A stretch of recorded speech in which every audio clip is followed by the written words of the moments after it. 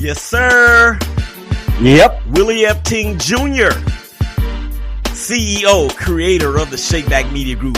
And of course, on behalf of the Big Game Christian Sports Network, want to take a moment to thank everybody out there for making the ShakeBack Sports Show the flagship 1A, for making this project the number one listened to show on the BGC Sports Network for the year 2023. Couldn't have done it without all the listeners, everyone that contributed. Man, the show, 12s and 6s, 1s and 7s, Saturdays and Sundays. Come on and holler at your boy as we continue to do big things with the network. Holla! Holla! And that is what it is. Ladies and gentlemen, the number one stunner for the BGC Sports Network, none other than your boy Willie Epting Jr. Hold it down, man. We are rolling.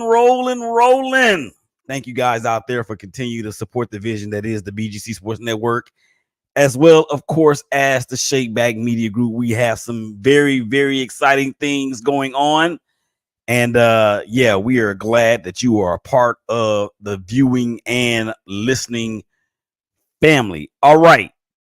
Just in case you guys missed it in the first segment, the Olympics has come and gone. And the United States, once again, reigns supreme in terms of, all of the accolades in terms of what is going on out there, of course, in what used to be amateur athletics, but more money is being made now, in my opinion. So that's one of the reasons why we are where we are. So before we move any further, I got to tell you guys that this second segment is being brought to you by Front End Sports, founded in 2022. That's right, baby. Front End Sports is dedicated to empowering athletes, teams, and organizations with cutting-edge social media, merchandising, and NIL strategies to help your brand through innovative and personalized solutions. Our team consists of experienced professionals with diverse backgrounds in sports, marketing, design, and technology, all who share a passion for helping our clients succeed and unlock their full potential. Make sure you go to frontendsports.com. Again, frontendsports.com. Tell them that your boy, Willie Epting Jr. told you to holler them so y'all can set it off on all of your NIL needs. Okay. Thank you guys out there for checking us out on Facebook and Facebook through the ShakeBack Media Group's Facebook page, as well as the BGC Sports Network's Facebook page, my LinkedIn page, the ShakeBack Media Group YouTube channel, the Twitter for Mafia Members Podcast. Ben, welcome to the family. And of course, Instagram TV, as well as Twitter for the ShakeBack Media Group, as well as the BGC Sports Network. Make sure you go out there and subscribe to all platforms for all of those handles that I just mentioned. All right, as we mentioned, we talked about it in the first segment, the Olympics. I got some things to say about the basketball team, particularly the men's basketball team. It's just okay. You just have to make sure you tune in. Okay, we're gonna get to some NFL. I think I actually will have a "Did you see that?" that features my homegirl Nadia Taylor. So that's the portion of the hashtag Brothers of Baseball show that is going to step into the building for just a moment. I want to get to something that is always heavy on my mind and on my heart. And of course, that remains the political climate and the social issues that continue to go on in the United States of America. And since Joe Biden stepped down as the Democratic nominee, or the presumptive Democratic nominee, there was no other candidates really. But since he stepped down and had foregone his bid to be reelected as the president of the United States, Kamala Harris has been injected into the presumptive Democratic nominee slot with the Democratic National Convention coming up this week. And I am not the biggest Kamala Harris fan, admittedly. And you guys know how I feel about Donald Trump, and it's really not Republicans, but it's really the far right Make America Great Again Republicans that I have a problem with. They have gotten so far away from what the conservative party for by and large stood for. They have become this real radical group of people that believe in lies and conspiracy theories and all of that. And of course, Donald Trump is the leader. That was his mantra in 2016 when he decided to run for president of the United States, when he came down that escalator, 2015 or whenever it was when he came down that escalator. Ladies and gentlemen, that was nearly 9 years ago, or more than 9 years ago. And he's still screaming some of the same things that he was screaming back then. And I continue to get attacked on social media by people that don't even know me. I mean, they don't even know me, and they call me all kinds of names. And trust me, that doesn't bother me. I mean, I grew up the first part of my life in Oakland, California, and we moved to Monroe, Louisiana. And when we moved to Monroe, Louisiana, I carried the California accent with me for all those years.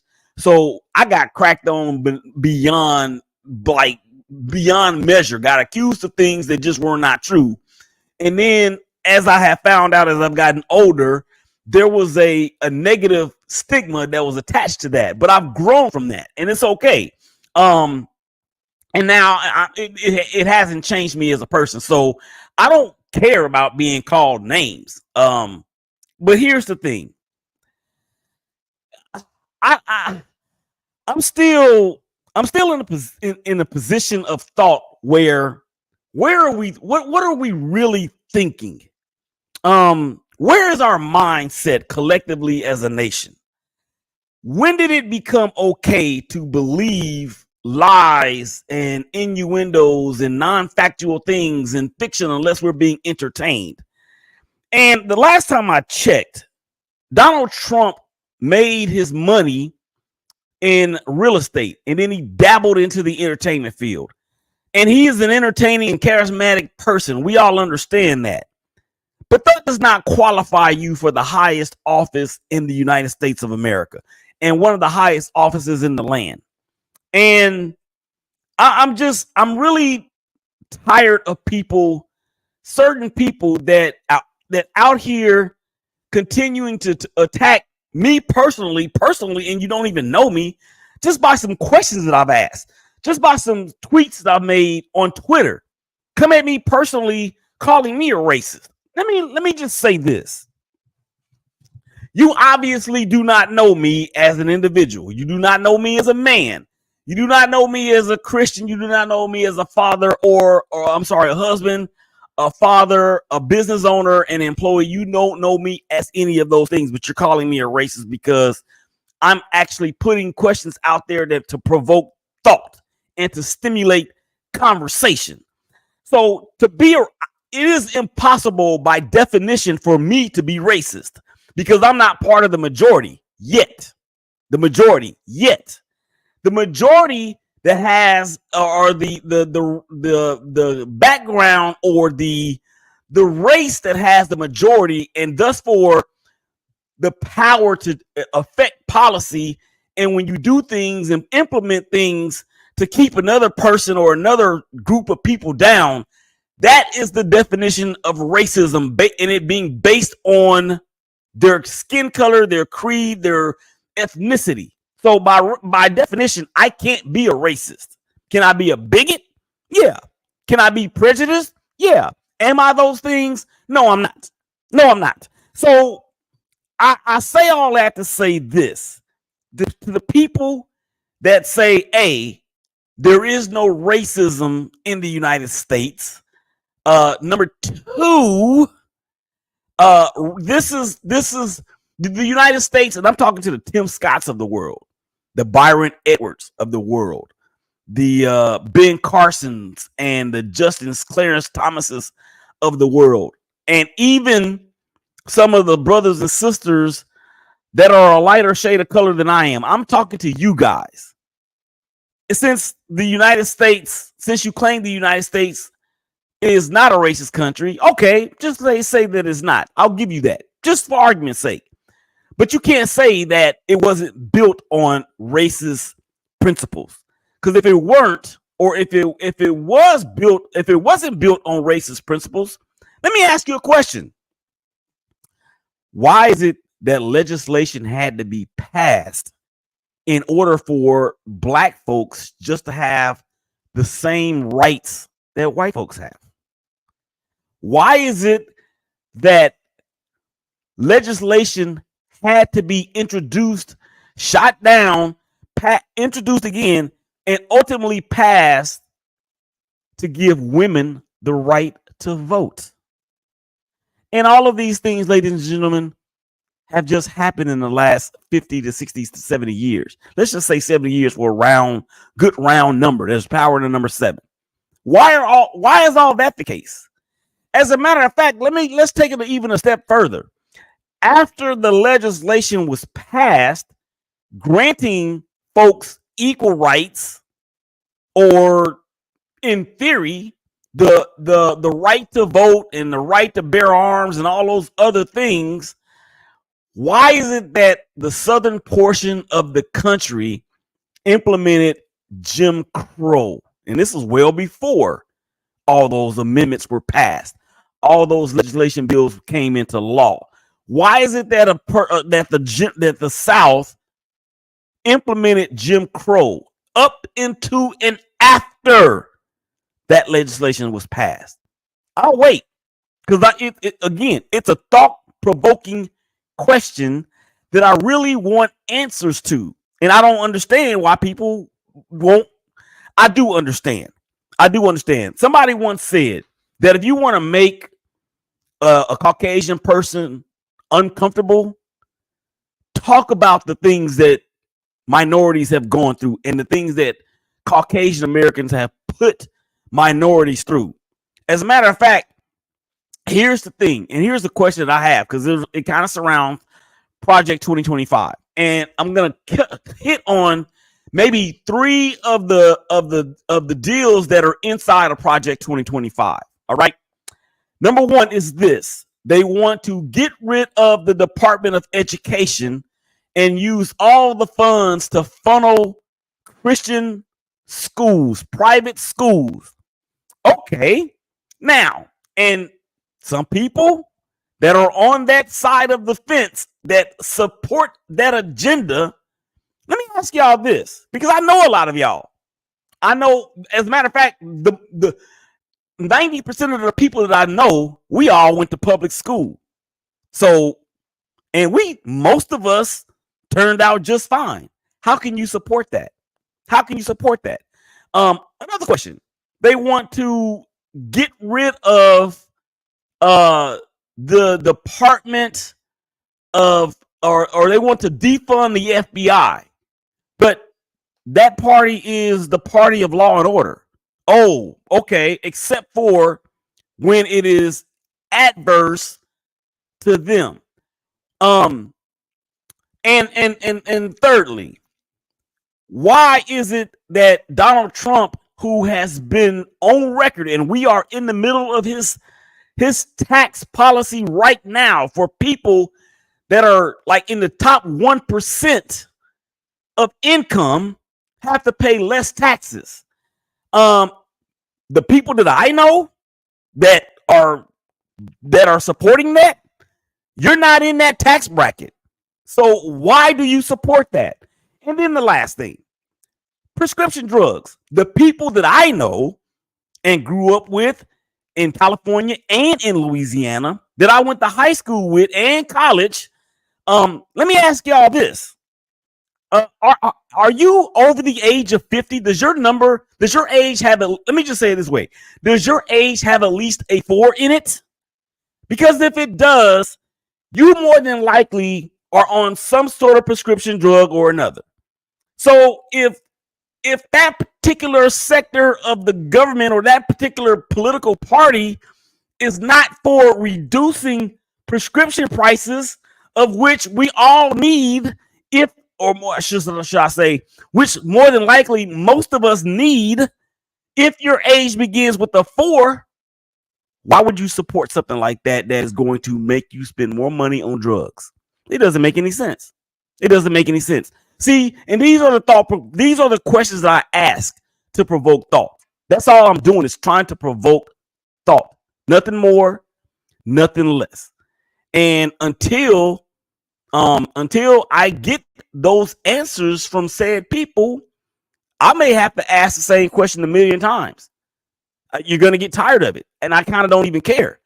But my point to you guys is this, is that it is so easy to get on board with a party that has an agenda of division, of hate, that wants to keep other people down, and vote against your own interest. What's best for you or your parents or your grandparents. It is mind-boggling to me how some people, their hate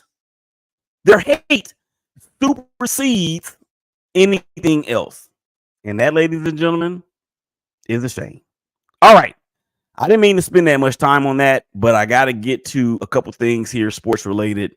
I've got a did you see that portion of the show? The hashtag Brothers of Baseball show has entered the room for just a minute. Shout out to Mr. Weston for the Philadelphia Phillies as he hits for the cycle. Dope. I think it's the 18th cycle, or the 18th player to hit for a cycle in Phillies history. So congratulations to him on that. And the Phillies have been struggling. Make sure you guys tune into the hashtag Brothers of Baseball show. BGC Sports Network 1 and 2, Monday through Friday on the 12s and 6s, 1s and 7s at Central Time. But I got a ShakeBack Sports Show version of Did You See That? So here we go. Oh my God. And this, ladies and gentlemen, this Did You See That comes courtesy of my girl, Nadia Taylor. She was a phenomenal softball player. She's now a softball coach. And I've been trying to get her on the show for the longest. We just keep missing each other. But I got to play this clip because what she does here is simply marvelous. Here we go. That one's off the back of the player's suite, a home run. One's gonna go for sure. And now she's really starting to get high. 4, 3, 2, 1. That's the last pitch. That other one goes, and the final one falls short. Nadia Taylor with 5, and it's gonna set this. Oh my gosh, Nadia, are you serious? You hit dingers like that? For real? So that's the hashtag Brothers of Baseball portion of Did You See That for the ShakeBack Sports Show. Thank you, Nadia, for allowing me to put that in and celebrate you during that home run derby, because she was knocking out the park. I swear that last one, or it may have been that second to the last one, I thought that she was going to actually hit that plane that was going by. All right, that is going to do it for the second segment. Make sure you come on back on the other side of the break. We're going to get to some NFL. Willie Epting Jr., ShakeBack Sports Show. Y'all come back and holler at us.